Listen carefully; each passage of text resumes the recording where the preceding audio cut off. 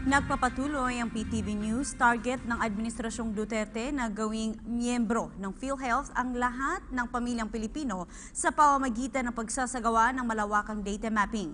Si Joy Gumatay sa detalye. Hindi maikakaila ang tagumpay ng PhilHealth sa pagbibigay ng serbisyong pangkalusugan sa publiko.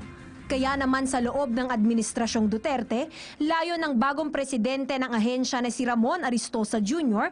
na maging miyembro ng PhilHealth ang lahat ng pamilyang Pilipino. Ito ay sa pamamagitan ng malawakang data mapping na kasalukuyan ng isinasagawa ng ahensya. We already covered 92% of the entire population. That was our report for 2015. And of course, this is a continuing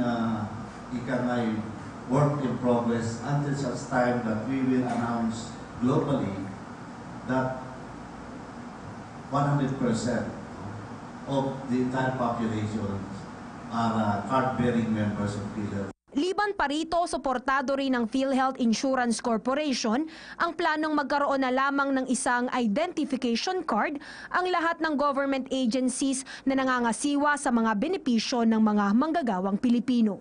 Ngunit ani Aristosa, hindi magiging madali ang hakbanging ito dahil sa mga sensitibong issue tulad na lamang ng costing at data sharing. Sa kabila nito, binigyang diin niya na hindi naman kawalan sa mga PhilHealth members ang hinihiling nilang unified ID system na hanggang ngayon ay hindi pa rin maibigay ng pamahalaan.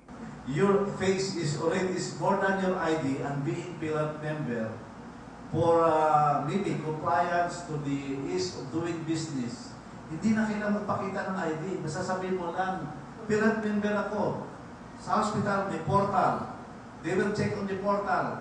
Your name, okay, your data, status, it's all there. Para sa PTV News, Joy Gumatay.